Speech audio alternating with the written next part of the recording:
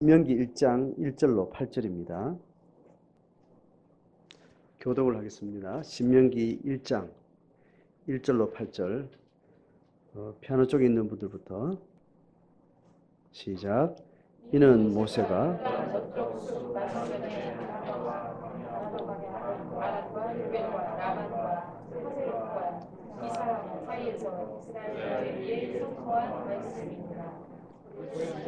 실선을 지나 가데스 바네아까지 10하루길이었더라. 40째 해 11째 달 그달 첫째 날에 모세가 이스라엘 자손에게 여호와께서 그들을 위하여 자기에게 주신 명령을 다 알렸으나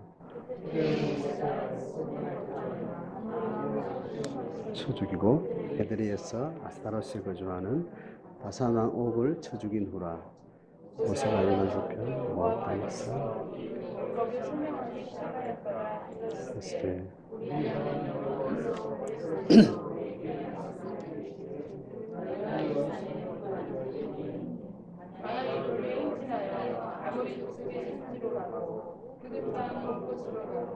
아라바와 산지와 평지와 네겝과 해변과 가나안 족속의 땅과 레바논과 큰 땅 유다까지 가라. 같이 읽습니다. 내가 너희의 조상 아브라함과 이삭과 야곱에게 맹세하여 그들과 그들의 후손에게 주리라 한 땅이 너희 앞에 있으니 들어가서 그 땅을 차지할지니라. 아멘. 오늘부터 신명기를 주일 설교 때 꾸준하게 이어가기, 한 장씩 끊지 않고 설교의 양에 따라서 쭉 이어서 갈 수 있도록 하겠습니다. 큐티 교재를 따로 가지시고 큐티 하시는 분들은 그걸 하셔도 좋은데 공동체 셀 모임에서 같이 나누는 말씀의 1순위는 주일 설교 말씀이 됩니다. 그래서 한 주간의 묵상의 내용은 지난 주간 설교 본문 내용하고 그 다음에 이번 주일에 설교 들을 내용 그 두 개를 겹쳐서 말씀을 묵상을 하시면 좋겠습니다. 신명기를 앞뒤 저는 맥락의 문맥을 따라서 지난 주간 설교 본문, 이번 주간 설교 본문 그 두 단락을 한 주간 동안 묵상하시면 됩니다. 그래서 내가 묵상했던 것 그리고 설교 들었던 게 그 전후가 좀 다를 수 있습니다. 그래서 겹쳐가지고 말씀의 양을 고정해서 깊게 묵상할 수 있도록 한두 가지 메시지에 내 삶에 깊이 묵상하는 그 관점으로 매일 큐티를 한 달씩 떼고 하는 이제 그 패턴을 지금 저희들이 이제 강조하지 않고 한 본문의 말씀을 한 주간 동안 내 삶에 깊이 고민하고 정리하고 성찰하는 그 포인트가 지금 셀 공동체를 통해서 말씀 생활하는 좀 방법론으로 우리가 계속 강조를 하고 있습니다.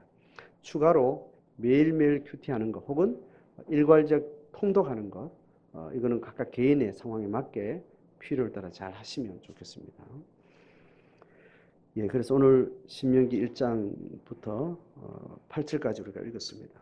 자, 신명기 1장은 다시 신명기는 창세기, 출애굽기, 레위기, 민수기, 신명기 모세 오경 전체의 한 틀을 이해를 하시고 그 다음에 신명기 위치가 뭔가를 좀 보셔야 됩니다. 구약 성경에 구약 시대에 하나님의 말씀 율법 이렇게 말하면 이 오경을 두고 이야기해요.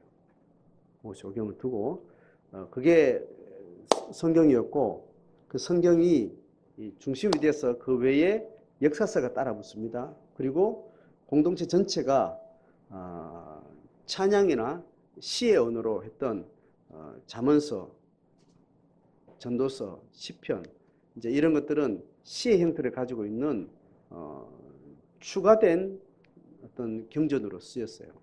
그리고 선지서들이 있습니다. 그래서 역사서, 시가서, 선지서는 오경을 중심으로 했던 초기 이스라엘 공동체의 하나님의 말씀이라고 이야기하는 경전의 핵심에 추가로 첨가되는 거예요. 긴 역사를 통해서. 그래서 모세 오경의 삶으로 살아가는 이스라엘 역사 속에 찬양집으로 혹은 잠언집으로 그렇게 시편 시가서와 관계된 그런 문서가 이제 축적이 되어지는 거죠. 그리고 그들의 역사 스토리가 쭉 계속해서 오경을 어떻게 실행할 것인가 하는 역사 스토리가 이어지는 거예요. 그리고 멸망시대에 엄청난 사람들이 예언서를 예언사역을 했습니다. 그 예언사역들이 이제 모아지게 된 겁니다. 그렇게 해서 멸망시대 이후에 로마식 예수님 올 때까지 400년 동안 이 추가된 역사서, 시가서, 선지서, 예언서 이것들이 모세오경과 함께 연결돼 오다가 어느 한 시점에 중간 그 시대 그죠? 멸망하고 예수님 올 때까지 400년 그 사이에 이거를 이제 정경화시켜요. 그 전에 정경은 오경이에요. 이해가 되시죠? 그렇게 이스라엘의 역사의 긴 시간 동안 하나님의 계시가 역사에 굽이치는 마디마디마다 많은 신앙 고백과 영적 싸움들이 글과 문서로 축적되어 오면서 그 역사 속에 하나님의 말씀, 하나님의 음성, 또 그 공동체의 고백 이런 것들이 그렇게 축적되어 온 겁니다. 그렇게 하면서 이게 구약 성경으로 이제 고정이 된 겁니다. 또 신약 성경은 초대교회 이후에 또 그래 추가로 첨가돼서 그렇게 발전됩니다. 이 연구를 정경론이라 합니다. 신학에서 정경학, 정경론, 하나님의 66권이 어떻게 만들어졌고 어떻게 전승되어 오다가 어떻게 성경의 경전으로 교회 공동체 역사가 계속 그것을 확장해 왔는가 생각을 하는 거죠. 하나님의 뜻이 완벽하게 이루어졌다는 전제하에 66권은 이제 고정된 특별 계시로 우리가 믿는 거죠. 그런데 이 신앙의 공동체의 여러 가지 계열들은 66권을 두고 그 안의 것을 약간 성분이 좀 약하다 해서 빼는 경향의 사고들이 있고 또 66권에 추가해서 하나님의 말씀의 권위와 거의 버금가는 경전에 완전히 들어오지는 않았지만 경전 수준에 거의 부합한 다른 또 내용들을 또 추가해서 생각하는 신앙의 공동체 계열들이 있습니다. 캐톨릭은 외경을 성경 66권에 잡아 넣을 건가 안 넣을 건가 치열한 공방전을 벌였던 그 공동체 역사에 빠져버린 그 내용을 외경이라는 영역을 가지고 거의 무게중심을 정경에 가까운 수준을 가지고 계속 받아들이고 있습니다. 개신교는 정확하게 이거는 배제시키고 있죠. 그런데 이런 다양한 공동체의 어떤 이제 사고방식, 고백의 어떤 무게중심 이런 것들이 결국 긴 시간을 따라서 하나님께서 그것들을 정리해 가게 되는. 그러니까 하나님이 기계적으로 말씀을 만들지는 않습니다. 인간의 역사와 인간의 판단과 인간의 많은 논쟁의 과정을 통해서 하나님의 역사를 이제 결정지어 가는 거죠. 자, 그래서 모세오경이 이스라엘 역사 전체적으로 가장 중요한 핵심이었습니다. 그 중에 신명기는 모세오경이 앞에 있는 건 대부분 법전과 역사예요. 창세기, 출애굽기, 그리고 레위기는 띄우고 민수기는 역사 스토리입니다. 그리고 레위기는 법전이에요. 자, 이 법전과 역사를 관통하고 나서 이거를 이 오경의 스피릿 정신을 모세의 언어로 모세의 설교로 정리한 것이 신명기예요.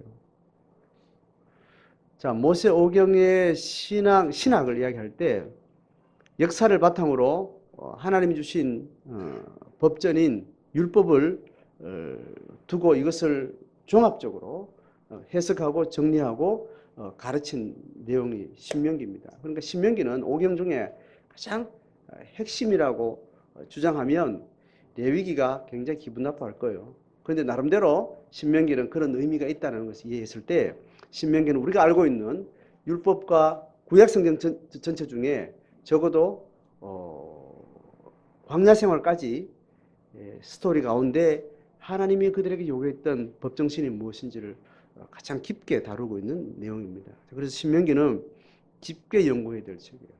그래서 신명기를 깊게 연구하면 어디하고 통하는가 하면 신약과 바로 연결돼요. 이제 그런 부분들을 우리가 이해하고 신명기를 보시면 좋겠습니다. 자, 이제 내용으로 들어갑니다. 신명기 1장 1절에 이는 해서 지금 이 신명기 전체 내용이 뭐냐 하면 모세가 요단 저쪽이면 여기 가까운 데를 말하면 먼 곳을 이야기해요. 먼 곳을 이야기합니다. 그래서 지금 이것을 지금 쓰고 있는 이 저자의 위치적 시점은 가나안 땅 안에 있습니다. 그리고 다시 가나안 땅 안에 있으면서 요단강 밖에 있죠. 요단강 밖에 건너편에 있었던 것을 지금 기록을 하고 있는 거죠. 자, 그래서 요단 저쪽이라고 이야기합니다. 숲 맞은편. 숲이 그러면 가나안 쪽에 있습니까? 건너 쪽에 있어요. 숲 맞은편이니까 숲이 자기 편의 쪽에 있는 거죠. 그죠? 자, 위치를 잘. 항상 제가 여기는 가나안이 이렇게 길쭉하게 이렇게 강원도만한 크기입니다. 그죠? 여기 요단강이 흐르는 요 위에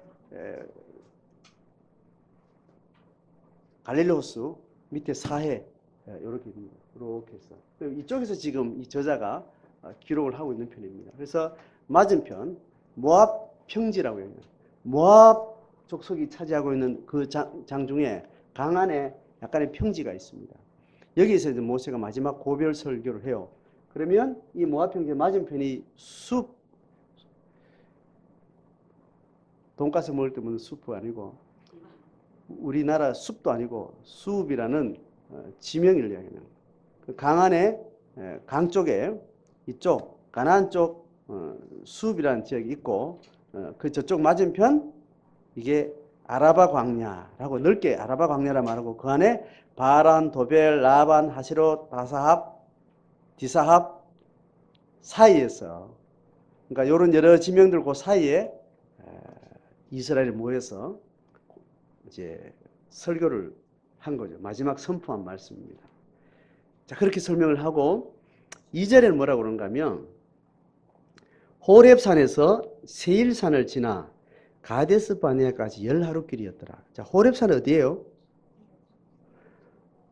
호렙산은 지금 여기에 문맥으로 말하면 시내산을 말하는 거라고 명확하게 우리가 이해할 수 있습니다. 성경에 호렙산을 따로 말하기도 하고 시내산을 말하는데 그것을 호렙산이라고 말하는 경우도 있고 그래서 이게 학자들 사이에는 여러 가지 이야기가 있고 시내산도요 위치가 대체로 지금 어디라고 대충 말하는 시내반도 거기도 있고 또 아니고 여기다라고 말하는 어떤 그런 학자들도 있습니다.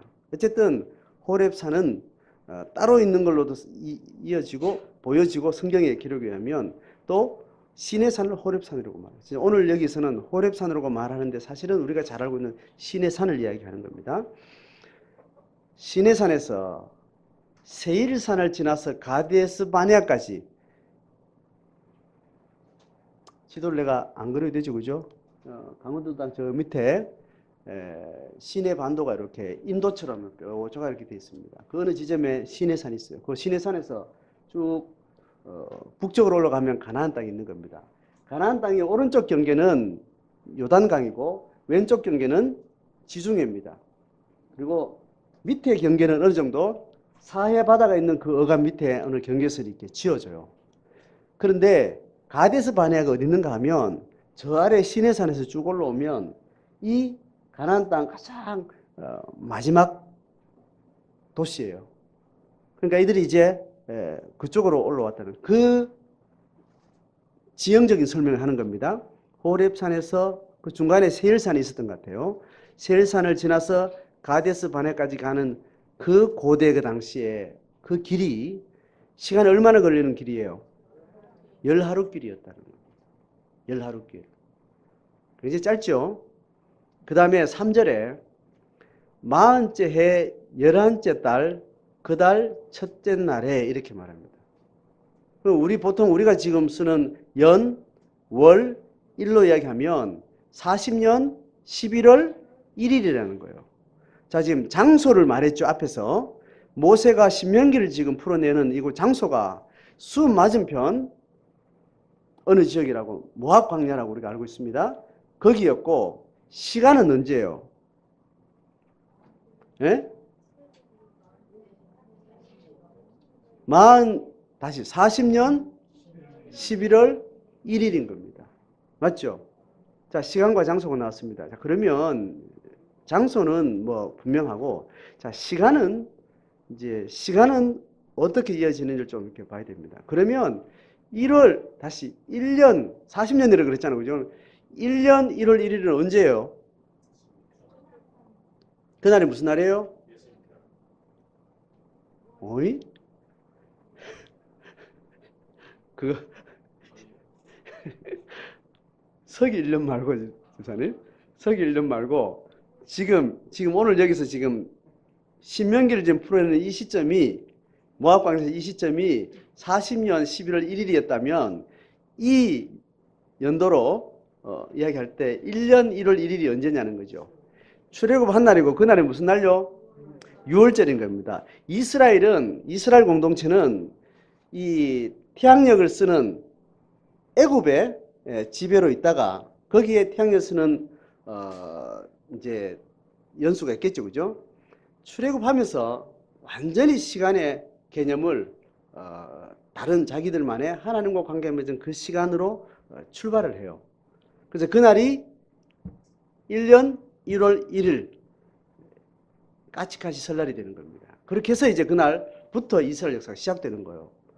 자, 그렇게 해서 지금 모세가 출애굽한 날부터 지금 모세가 지금 이 평지에서 설교를 시작하는 이 시점이 몇 년인 거예요? 40년 11월 1일이 됐다는 겁니다. 자, 그러면 좀 아까 호렙산에서 세일산을 지나 가데스 바네까지 열하루길인데, 그러면 그 시내산에 시점이 중요한 시점이에요. 출애굽하는 6월절 지나서 시내산까지 가서 머물러서 시내산에서 출발하는 그 시점이 성경으로는요, 그게 민수기가 이야기돼요. 민수기 첫 주에 시내산에서 출발하는 이야기로 이제 민수기가 시작돼요. 이해되죠? 그게 뭐냐 하면 민수기를 찾아보셔야 돼요. 그러니까 신명기하고 민수기는 굉장히 중요한 시점과 거점을 정확하게 언급을 합니다. 그냥 누가 참고 좀 읽어주세요. 아무나 빨리 찾는 분이. 민수기 1장 1절이나 2절 어간 2절인가 좀 될 거예요. 둘째 해, 둘째 달, 첫째 날. 그럼 어떻게 됩니까? 2년 2월 1일.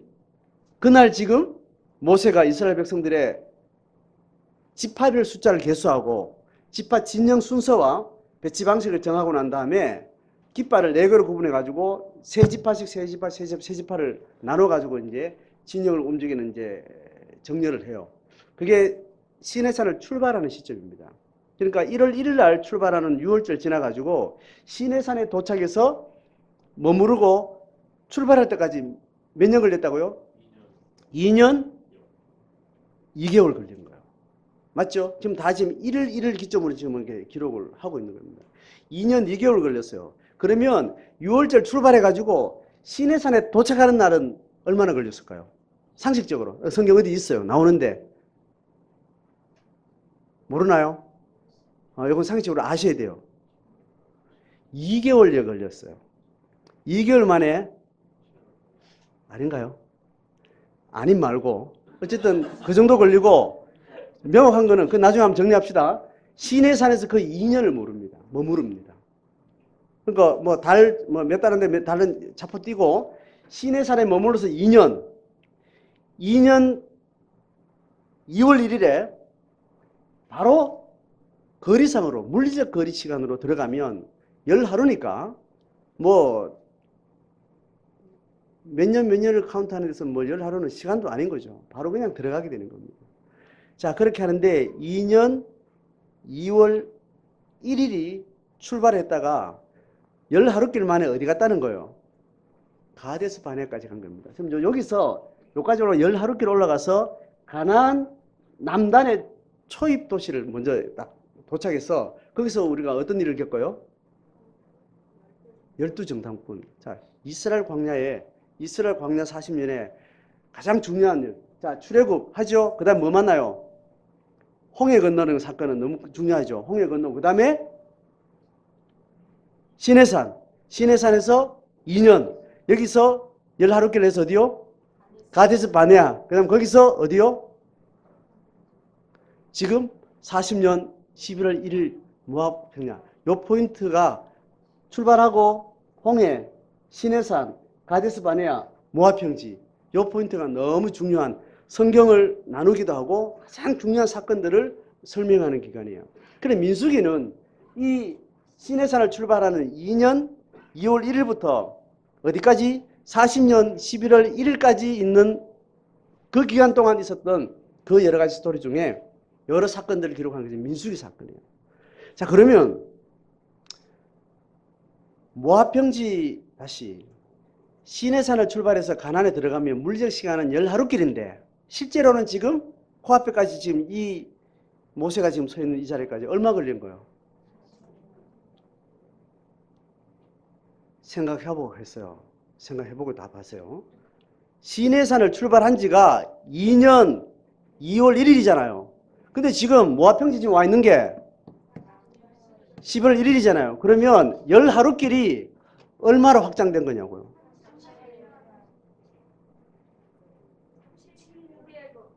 그렇지.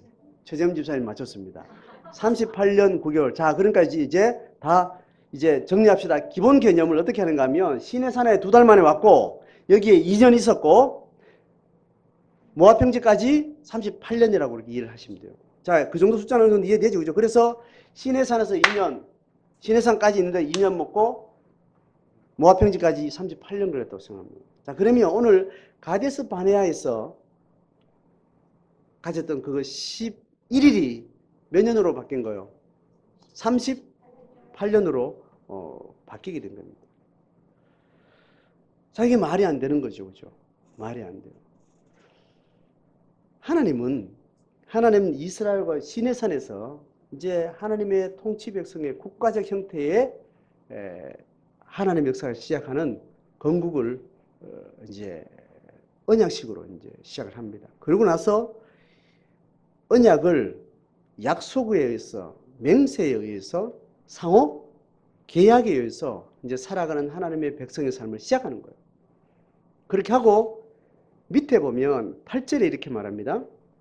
같이 읽어봅니다. 시작. 내가 너희의 조상 아브라함과 이삭과 야곱에게 맹세하여 그들과 그들의 후손에게 주리라 한 땅이 너희 앞에 있으니 들어가서 그 땅을 차지할지니라. 하나님의 백성이 언약식을 하고 난 다음에 그 다음에 가는 땅의 이름이 뭐예요? 가나안 땅인데 그 땅을 무슨 땅이라고 그래요? 여러 가지 이제 수식어가 있는데 아까 젖과 꿀이 흐르는 땅 이렇게도 말하고 또 제가 말하는 답이 있어요. 또 약속의 땅. 언약 백성과 맺은 하나님의 다음 지시는 약속한 백성들이, 약속의 백성들이 어느 땅을 향해서 가는 거예요? 약속의 땅을 향해 가는 겁니다. 그러니까 약속의 언약의 백성은 언약의 땅을 향해서 가는 거죠. 신앙은 신앙을 갖게 된 성도가 신앙의 길을 가는 겁니다. 그죠? 신앙 고백을 한 성도가 신앙의 길을 가는 것이 우리 삶의 당연한 이치예요. 약속의 백성은 약속의 땅을 향해서 가는 거예요.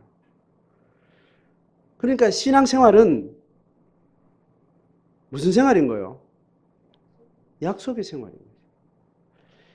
신앙생활은 신앙이 없는 사람과 신앙을 가진 사람이 다 던져진 삶을 사는데 신앙을 가진 사람은 그 삶을 무슨 삶이라고 그래요? 신앙의 삶이라고 말하고 약속의 삶이라고 말하는 겁니다. 그러니까 그 삶은 약속을 따라 사는 거고 약속을 지키는 거예요. 동의되죠? 그래서 그들은 어디로 간 거예요? 약속의 땅으로 간 겁니다. 자, 방향은 결정됐고 장소도 결정된 자, 시간이 오늘 이야기하는 거예요. 원래는 상식적으로는 며칠요? 11일. 그런데 하나님이 함께한 세월은 얼마 걸린 거예요? 38년이 걸린 거예요.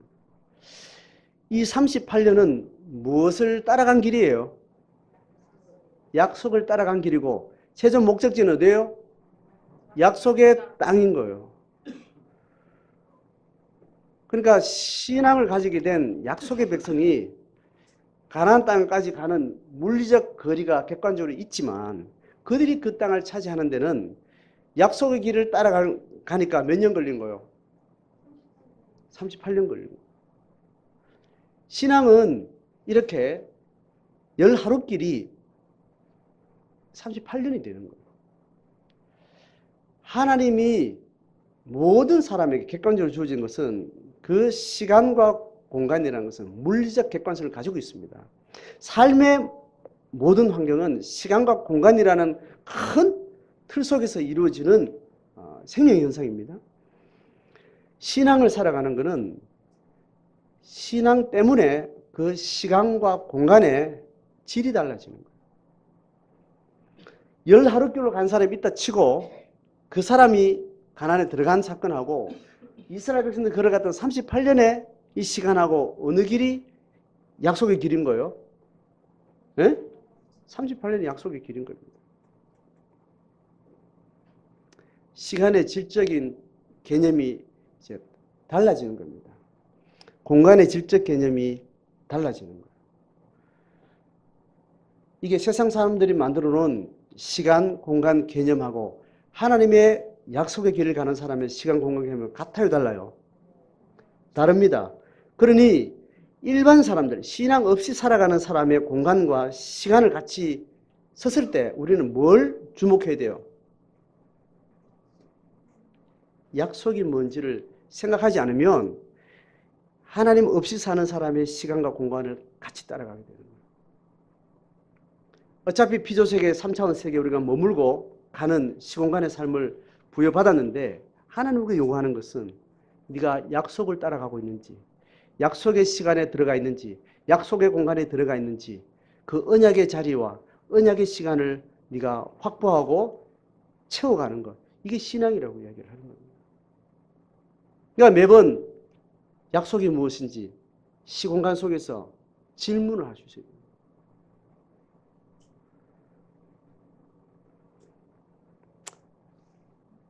강단에서 설교를 이렇게 하면 설교를 하면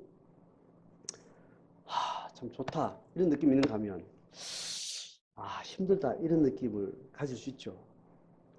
뭐 그 느낌도 저 느낌도 없는 사람은 뭐 있을 수도 있고 그런 것도 있겠지만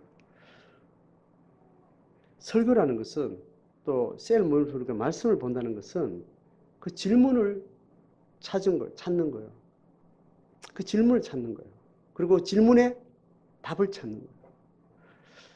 그러니까 그 질문이 없으면 신앙의 자리가 아닌 거예요. 질문이 없으면. 그 질문을 찾았으면 답을 향해서 또 끊임없이 또 가야 되는 그게 신앙인 겁니다. 아무 생각 없이 예배 자리에 왔다가 어떤 문제의식 없이 또 예배 자리를 떠나는 것은 이것은 예배가 아닌 거예요. 하나님의 임재가 있으면 하나님의 임재의 질적인 차이가 달라지면 질문이 달라지게 돼 있고 의식이 뭔가 다른 것이 들어오게 돼 있어요. 그래서 그것이 좋은 느낌으로도 나타날 수 있고 나쁜 느낌으로 나타날 수 있어요. 위로가 필요한 말씀을 내게 다가왔으면 좋은 느낌일까요? 나쁜 느낌일까요? 좋은 느낌이에요. 하나님의 권면이나 새로운 문제식으로 와닿으면 좋은 느낌일까요? 약간 찝찝한 느낌일까요? 찝찝한 느낌이에요. 둘 다 무슨 역사예요? 성령의 역사고 성령은 우리의 약속의 길을 향해서 지도하는 분이라고. 들어올 때 나갈 때 같으면 안 되는 거예요. 며느리가 밥상 들고 들어갈 때 하고 나올 때 하고 다른 것처럼 영적 사건이 있는 시간과 공간을 지나면서 문제의식이 새로워지지 않으면 그것은 신앙의 과정을 지나지 않는 겁니다. 그땐 질문을 해봐야 돼. 내가 지금 종교적인 문화를 누리고 있는지 신앙을 초점하고 있는지를 질문을 해봐야 됩니다. 사람들이 만들어 놓은 60살 되면 뭐 해요? 은퇴를 하고 20대 말 되면 결혼을 하고 8살이 되면 예? 학교 가고 20살이 되면 대학을 들어가고 그래서 사람들이 대체로 물리적으로 만들어 놓은 시간들이라고. 우리는 이 틀 속에 완전히 갇혀 있는 거예요. 이걸 질문을 새로 할 필요가 있습니다. 약속을 따라가는 사람은, 약속에 정직하게 따라가는 사람은 옆 사람하고 시간 배치가 달라질 수 있나요, 없나요? 있습니다. 문제는 무조건 다르게 가라는 게 아니고 약속을 따라갈 때 시간 배치가 다른 문제가 딱 생겼을 때 겁내하지 않아야 되는 거예요. 의심하지 않아야 되는 겁니다. 60살에 은퇴를 했는데 옆 사람은 집장만이 됐어요. 나는 집장만 안 됐어요. 누가 문제예요? 예? 집장만 된 사람하고 안 된 사람은 그게 문제 기준이 아닌 겁니다. 누가 약속을 따라 서 있는가 그게 문제인 거예요.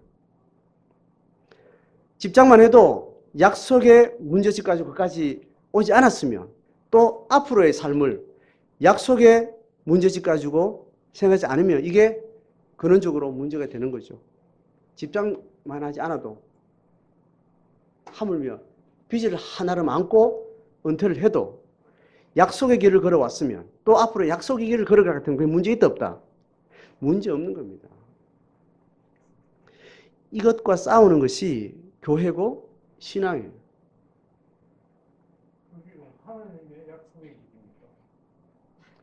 하나님의 약속에 의해서 따라가다 보면 남들이 가지 않는 공간을 선택하고 남들이 가지 않는 시간을 새롭게 결정을 하게 되는 일들이 생긴다는 거죠.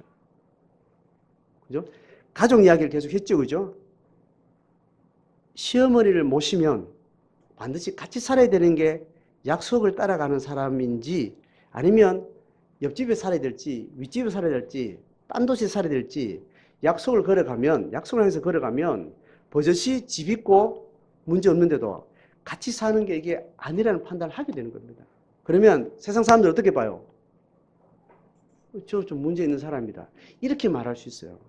그런데 딴 집은 그렇게 맞지만 우리 집은 같이 살면 내가 며느리로서 시어머니를 죽을 때까지 잘 모시기 어려운 상황이 생기는 거예요.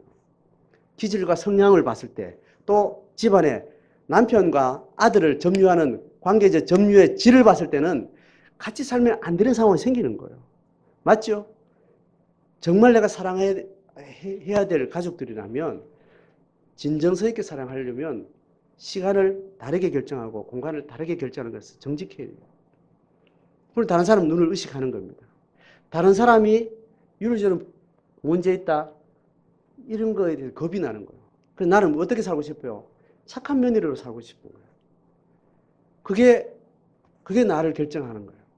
그래서 내가 미운 마음을 계속 눌러가면서 1년 버티고 2년 버티고 3년 버티고 4년 이렇게 버티는 거예요. 그래서 자기 무의식은 병져 누웠을 때 내 무의식은 보복의 칼을 이제 꺼내는 거예요. 뭐 이렇으면 이게 일상이에요, 여러분. 남편을 향해서도 마찬가지고 배우자를 향해서도 자녀를 향해서도 인간의 내적 심리는 그렇게 작동합니다. 사단은 그렇게 인간의 기본 심리를 지배를 해요. 시공간의 배치는 약속이 뭔가를 기억할 수 있어요. 그 문제의식이 안 보이면 할 수 있어요. 보였는데 약속을 선택하는 겁니다. 다 생각하기를 10하루길 갈 거를 38년간 내가 참 어리석다 이렇게 성경을 해석해요. 우리 그렇게 많이 들었죠. 그죠? 잘 순종하면 10하루길을 갔을 텐데 12정탐꾼을 문제시키는 38년 동안 허비했다. 이렇게 생각하는 게 문제 있는 거예요. 허비가 아닙니다. 매맞고 쓰러지고 내가 닦아지는 그 과정이 그 자체가 내 인생의 분량에서는 하나님이 충실하게 신앙을 걸어가는 약속의 사람의 걸음인 거예요. 다른 사람 비교했을 때 내가 이랬으면 더 나았을 걸. 이 과정은 하나님의 뜻이라는 것들 다 또 다른 어떤 객관적 기준을 놓고 자꾸 그렇게 끌어당기는 거예요. 그래서 11일 만에 간 사람은 박수 치고 38년 만에 간 사람은 비난하거나 부끄럽고 이렇지 않다는 거예요. 그 시점 그 공간에서 내가 하나님 정직하게 약속을 내가 주목하고 있는가가 중요한 거예요. 자, 그렇게 해서 이스라엘 백성들은 40년이 낭비한 시간이 아닙니다. 충분히 하나님 앞에 훈련돼야 될 그 길을 걸어간 거예요. 그리고 세대가 바뀌어야 될 것이 하나님 역사라면 세대가 바뀌어져야 되는 겁니다. 그 세대가 감당할 몫이 있고 그 다음 세대가 공동할 몫이 있는 겁니다. 그것을 끌어다가 내가 이 세대에 나는 반드시 해결하라 이렇게 작심하는 것은 어리석은 일이 돼요.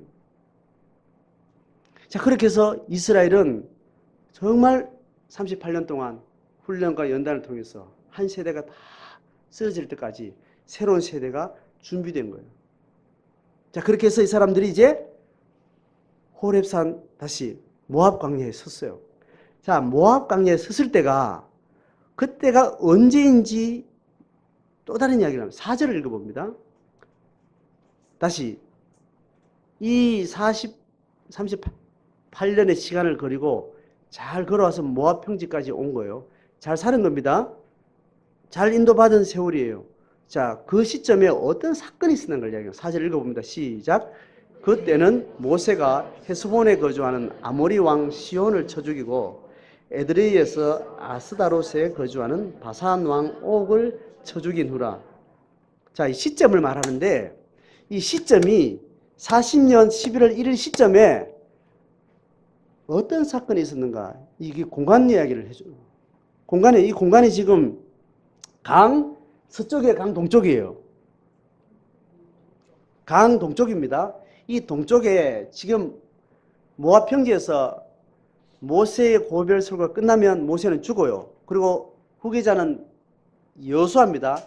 할례 의식을 행하고 바로 곧장 강도하를 해요. 그리고 바로 이제 정복 전쟁을 하게 됩니다. 그런데 그 시점 직전에 어떤 일이 있었는 걸 얘기하는데 뭐예요? 헤스본에 거주하는 아모리 왕 시온을 죽였다 그러고 에드레이에서 아스타롯에 거주하는 바산 옥을 죽였다는 거예요. 두 왕을 죽였는데 강 동편에 그 당시 어땠는가 하면 아래쪽에는 그죠? 아래쪽에는 아모리족 속이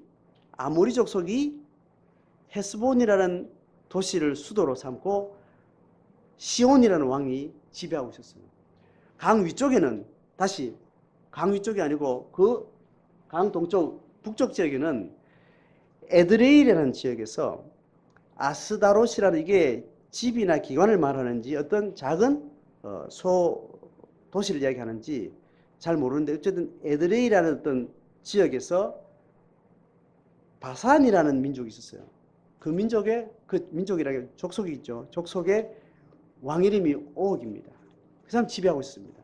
이 전투를 이겼답니다. 왕을 완전히 쳐 죽인 거예요. 여러분 40년 광야에서 이제 가나안 일대로 이제 들어가면서 이스라엘 한 전쟁에서 가장 전투 상황 여러분 들은 게 상식으로 알고 있죠. 들은 전투 중에 가장 이게 기자가 기사를 쓰는데 가장 1급, 2급, 3급 그 전투 상황을 중요도를 가지고 지으면 어떤 전투가 가장 1번에 해당하는 전투일까요? 기억나는 전투 싸움 있잖아요. 여리고 싸움, 또 아이성, 또 여리고 아이성 하면 뭐 충분합니다. 예.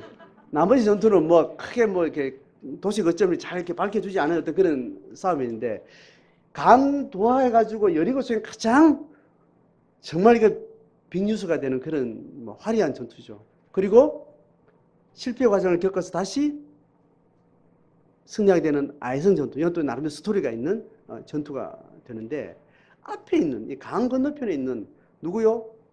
아모리 왕 시혼, 바산 왕 옥. 여러분 오늘 처음 들은 사람 손 들어보세요. 예, 우리 형제님 처음 들어보고. 이게 어디서 일어난 전투인지를 아직 성경에 기록을 잘 안 하고 있습니다. 어느 정도 그냥 대충 그냥 그 전투에 싸웠다 이게 지나가요. 그런데 지금 이것이 모세의 이 모압 평지에서 굉장히 중요한 싸움이에요. 자, 자, 이스라엘이 지금 싸우는 전투는 일반적으로 그죠? 도시와 도시가 싸우고 지역과 지역이 싸우는 그런 전투는 일반적으로 자기 삶의 자리가 확보된 데서 싸우는 전투들이 있죠. 그런 전투는 전투 부대가 어떻게 돼 있어요? 군인들만 움직여요. 그죠?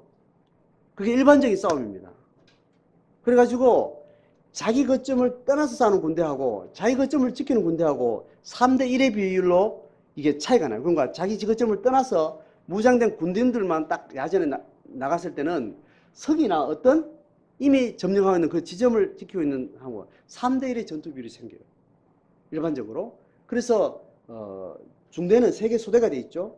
그러면 대대는 3개 중대로 돼 있어요. 보통 자리를 차지하고 있는 부대가 중대급이면 싸울 만한 부대는 적어도 숫자가 몇이 돼야 되는 거예요? 대대가 돼야 되는 거예요. 대대는 중대 3개를 이루어졌어요.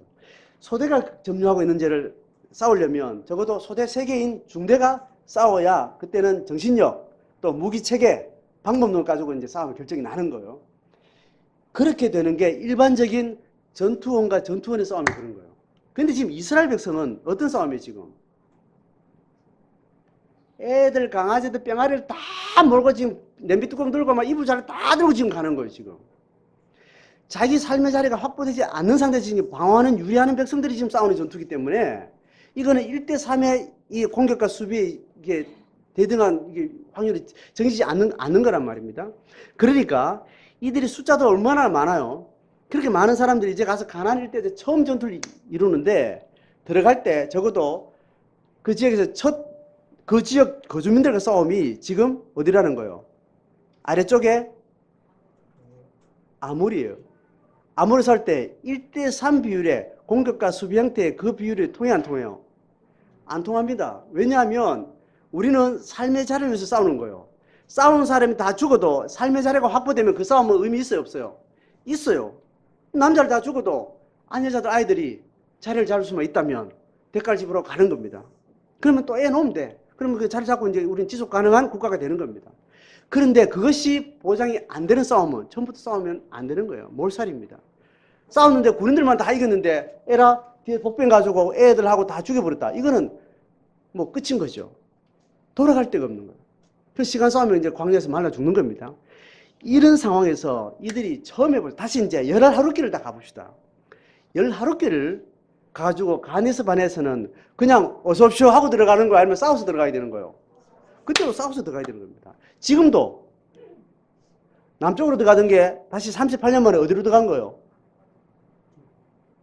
동쪽에서 서로 들어가는 거예요. 허리로 들어가는 겁니다. 이렇게 바뀌었는데 이 많은 사람들이 정상적인 전투를 행하려면 뭐가 필요한 거예요? 민간인들과 재산하고 동물들을 다 어떻게 처리를 해줘야 되잖아요. 그게 처리가 안 되면 온전히 전투에 집중할 수 있나요, 없나요? 없어요. 그래서 이 전투가 너무 중요해요. 다른 전투하고 여호수아가 했던 전투하고 질적으로 다른 전투 영역의 성격이 있는 겁니다. 자, 이걸 좀 이게 이해가 되셔야 됩니다. 이걸 제가 설명하려면 상륙전을 설명돼요. 상륙전. 상륙전을 제가 노르망디 상륙작전, 우리나라에서는 뭐요? 인천 상륙작전. 어떤 땅을 차지하는 싸움을 들어가는데 땅에 이미 적군이 다 완전 점령하고 있어요. 그리고 이 점령하고 있는 땅에는 다 밖에 뭐로 지금 놓여있나요? 바다가 있어서 진격을 할 수 없어. 땅이라는 같은 지역에서 싸우면 1대1로 싸울 수 있는데 바다라는 조건이 있으면 여가 100을 가져도 1하고도 10하고도 싸우면 안 되는 불리한 조건이 있는 겁니다. 그래서 저 땅을 따먹으려면 어쨌든 타치다운을 해야 들어가야 되는데 그 타치다운 하는 데는 1과 50이 싸워도 안 돼요. 근데 땅에 딱 들어가서 싸우면 50은 1과 당연히 싸워서 이기는 겁니다. 연합군은 500이라는 지금 물량과 전투력이나 모든 갖춰져 있는데 이 한반도는 지금 5도 안 되는 전력으로 땅을 이미 다 차지하고 있는 거예요. 그러니까 실제로 물리적인 힘은 숫자적으로나 전투력이나 화력으로나 월등한데도 불구하고 뭐 때문에 안 되는 거예요? 바다 때문에 안 들어갑니다. 그래서 가장 상륙전이라는 것은 그런 싸움입니다. 가장 가지고 있는 그 못을 가장 길고 뾰족하게 해가지고 힘을 한 곳에 바짝 꽂아가지고 딱 거기에 터치다운에 들어가기 위한 그 싸움을 하는 게 이 상륙전이라는 거예요. 그래서 상륙전 하는데 엄청난 사람이 죽습니다. 그래도 한 뼘만 차지하면 거기서는 물리적 싸움으로는 당장 뒤집는 거예요. 그 싸움을 싸워내느냐 못하느냐. 그래서 해병대가 육군보다 중요할까 덜 중요할까요? 중요한 거예요. 농담입니다. 장로님 죄송합니다. 해병대가 아닌 타군을 복무하신 분들에게 죄송합니다. 객관적으로 그런 성향이 있다는 겁니다. 그래서 이 상륙전은 엄청난 물량을 가장 좁은 지게 최소한의 거점을 위해서 가져가는 겁니다. 그래서 거점에 딱 터치다운에 딱 들어가는 이 거점을 1대1로 싸울 수 있는 그 일정의 양이 필요해요. 그 일정의 양이 뭐냐면 막대한 물량을 쏟아부어도 되는 안전적인 공간이 필요한데 그 공간이 교두보라고 해요. 교두보가 설정되면 그 싸움은 이미 이긴 거예요. 해병대원 다 죽어도 교두보가 확보되면 뒤를 누가 차지하는가? 모든 육군들이 다 들어가는 거예요. 엄청난 물량 가지고 들어가는 거예요. 그러면 전쟁이 이기는 거예요. 그 교두보가 양이 필요한데 현대전에서는 교두보의 양을 뭐로 결정하는가 하면 적군의 곡사화기 거리로 확보를 해요. 이해되죠?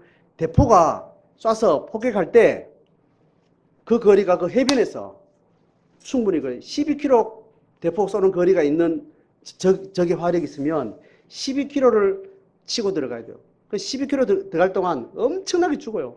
엄청나게 죽어도 12km 확보할 수 있는 확정이 되면 싸우는 거예요. 싸워가지고 엄청나게 죽어도 12km 확보하고 나면 그때부터 싸우면 이미 이기게 되는 겁니다. 그러니까 적 화기가 대포가 떨어지는 거리만 확보되면 이제 배로 막 갖다 쏟아붓는 겁니다. 지금 교두보가 있느냐 없느냐가 지금 하나님이 하늘의 물량을 아무리 쏟아부어도 교두보가 없으면 안 되는 겁니다. 가데스 바네에 자기 애들 다 해놓고 갖다 쏟아부고 했는데 하나님이 함께 하신다. 뭐 하나님은 군대 장관을 같이 치고 들어가도 누굴 안 지키면 그 동물하고 그 애들하고 노인들하고 그걸 안 지켜주면 그 싸움이 아무 의미 없는 겁니다. 그래서 지금 모세는 바톤을 어디까지 언제까지 하고 물려주는가 하면 교두보를 확보하고 물려주는 겁니다. 교회와 하나님 나라의 전투는 여호수아의 전투예요, 모세의 전투예요. 다시 하나님 나라의 백성의 약속의 백성들의 영적 싸움은 교회와 제자의 영적 싸움은 모세 전투까지예요, 아니면 여호수아부터예요? 여호수아부터라는 거예요. 자, 이게 뭐냐면 우리가 영적 싸움을 싸우고 약속의 길을 걸어가는데 이 길은 여호수아가 싸우는 그 싸움을 싸우는 거예요. 여호수아의 싸움은 교두보가 확보됐다 안 됐다? 확보된 싸움을 싸우는 거예요. 그래서 영적 싸움은 이미 시간이 가고 결과를 보지 않아도 이미 승리한 결정을 하는 거예요. 교두보가 확보되고 난 다음에 그 해병대 사령관은 지휘권을 누구한테 줘요? 육군 사령관한테 주는 거예요. 그러면 육군은 엄청난 물량을 가지고 있는 거예요. 배로 이제 막 갖다 보면 그 싸움은 이제 밀고 가기만 하면 되는 거예요. 뒤에 뭐 계속 실탄도 제공해 줄지, 식량을 갖다 줄지 걱정하면서 못 가면 그 싸움에서 이게 못 이겨요. 제자리에 있는 거예요. 신앙의 길이라는 것은 여호수아의 싸움이에요. 하나님이 이 바산 왕 옥, 아모리 왕 시온을 다 정리하고 나서 거기에 모든 동물들, 처자식들, 다 천막들 다 거기다 두고 너는 어디만 하라는 거예요? 전투만 하라고 해요. 전투만 하라고 해요. 뒤는 다 누가 봐준다? 하나님 다 결정해 놓은 거예요. 확보된 교두보를 두고 우리에게 지휘권을 맡겨가는 거예요. 그래서 여호수아가 계속 전투하면서 계속 전령을 보내가지고 강 건너편에 애들이 안전한지 계속 신경 쓰면 집중할 수 있나요, 없나요? 이걸 가지고 신약 성경을 뭐라고 그래요? 먹고 마시는 게 염려와 근심하지 마라. 약속이 분명하게 말하지 않는 것, 그에 대한 모든 염려는 다 교두보 그 걱정을 하는 거예요. 가장 어리석은 걱정을 하는 거예요. 약속은 약속한 것만 보고 가라는 겁니다. 약속하지 않은 것에 대한 염려는 누구 책임이라는 거예요? 하나님 책임이라는 거예요. 이게 분리되지 않으면 우리는 계속 이미 확보된 것을 가지고 계속 염려하는 거예요. 우리 삶을 환경을 다시 새롭게 한번 스캔을 해봐요. 스캔하면 하나님 내게 약속하신 것이 뭔가? 내게 뭘 하라는 건가? 하나님 우리에게 요구한 것은 세상과 다르게 살라는 거예요. 세상이 만들어놓은 물리적, 시간적 개념에 따라 살지 않고 하나님이 통치하신 시간, 공간을 따라서 살라는 거예요. 그렇게 하고 났을 때 그거 선택할 때 오는 염려와 근심은 내 거예요? 하나님 거예요? 하나님 거예요. 염려했는데 염려한 그런 불행한 사건이 생겼다. 그건 문제돼요? 안 돼요? 안 되는 겁니다. 그럼 죽으면 돼요. 고난이면 받으면 돼요. 힘들면 참으면 돼요. 성경은 그렇게 말하고 있습니다. 다른 이야기 하고 있지 않습니다. 그러면 고난받는 건 뭐 우리 가는 게 당연한 거래. 인내해야 되는 거, 참는 거. 성경 약속해서 안 했어요? 했다고. 성령이 함께 인내한다고 그랬어요. 함께 탄식한다고 그랬어요. 이 고난이 내 고난이라고요? 예수 그리스도의 고난을 이야기했어요. 성경은 그것만 이야기하고 있지 다른 염려에 대해서 성경을 이야기하고 있지 않습니다. 그래서 이것을 신앙이라고 이야기하는 거예요. 자, 오늘 다시 한번 이 시간에 대한 배치나 공간에 대한 배치를 하나님이 통치하신다. 그렇게 해서 이제 8절에 말하는 겁니다. 8절에 내가 너의 조상 아브라함, 이삭, 야곱에게 맹세하고 약속한 그들과 그들의 후손에 주겠다고 한 그 땅이 앞에 있으니까 너희는 그 약속을 따라 그 땅을 차지해서 가라는 거예요. 여러분 신명기는 이 이야기를 풀어놓는 겁니다. 이 이야기가 이스라엘 백성의 역사 속에 우리가 잘 풀어지면 그것은 바로 우리 시대에 풀어지는 하나님의 조명이 되는 거예요. 여러분 신명기에 대한 기대를 가지고 신명기의 역사적 상황, 시간적 상황 많은 그 시대만의 독특한 상황이 있지만 신명기는 그것을 영적 원리를 따라서 풀어내고 있습니다. 그 기대감을 가지고 이스라엘 공동체가 받은 언약의 약속이 무엇인지 그것을 어떻게 잘 선택하고 살았는지 이스라엘 역사는 그것을 대부분의 실패로 말하지만 또 하나님의 성공의 일로 그렇게 하나님의 경륜에 진행돼 와서 오늘까지 이르는 겁니다. 그 신앙을 물려받은 우리는 모세 오경에서 선지서와 시가서가 확정되고 또 신약의 정경이 확정되는 이 하나님의 역사가 발전되어오는 정경의 역사가 발전되어오는 동안 그 신앙을 한 번도 끊어지지 않고 우리에게까지 이어지고 있습니다. 그렇다면 내가 가는 이 걸음도 하나님은 실패할 수 없고 하나님의 정경은 더 선명해지고 하나님의 경륜은 분명한 역사를 향해서 걸어가는 거예요. 오늘 신명기를 통해서 여러분 그런 기대를 가지고 말씀에 집중하면서 오늘도 우리의 삶을 비추어 가시는 하나님의 약속의 언어가 무엇인지 잘 분별하고 선택할 때 두려움 없이 교도부가 확보된 전투 군인들처럼 그렇게 싸움에 집중할 수 있는 그런 은혜가 있기를 주의 이름으로 축복합니다.